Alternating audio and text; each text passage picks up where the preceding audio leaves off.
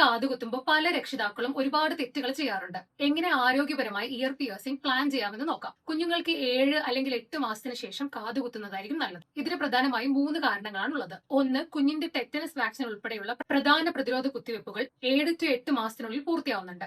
ഇത് കാതുകുത്തിന് ശേഷമുള്ള അണുബാധ കുറക്കാൻ സഹായിക്കുന്നുണ്ട്. ഈ വയസ്സാകുമ്പോഴേക്കും കുഞ്ഞിന്റെ സ്വാഭാവിക പ്രതിരോധ ശേഷിയും ആരോഗ്യവും മെച്ചപ്പെട്ടിട്ടുണ്ടാവും. അടുത്ത കാരണം, നവജാത ശിശുക്കളിൽ ചെവിയുടെ തണ്ട് അതായത് ഇയർ ലോബ് വളരെ മൃദുവായിരിക്കും. 8 മാസമൊക്കെ ആവുമ്പോൾ കുഞ്ഞുങ്ങളുടെ കാതിന്റെ കനവും കട്ടിയും കൂടുന്നു. കൂടാതെ ഈ പ്രായത്തിൽ കുഞ്ഞുങ്ങൾ കാത് പിടിച്ച് വലിക്കാനുള്ള സാധ്യതയെല്ലാം കുറവാണ്. വേദന കുറക്കാനായി ഒരു ഡോക്ടറുടെ നിർദ്ദേശപ്രകാരം മാത്രം കുഞ്ഞുങ്ങളിൽ നമ്പിംഗ് ക്രീംസ് ഉപയോഗിക്കാം. കാതു കുത്തുമ്പോൾ കുഞ്ഞ് ആരോഗ്യവാനായിരിക്കണം. ഈ സമയത്ത് പനി, ചുമ, ചെവിയിലെ അണുബാധ, മറ്റു ചർമ്മരോഗങ്ങളൊക്കെ ഉണ്ടെങ്കിൽ കാതുകുത്ത് മാറ്റിവെക്കുക.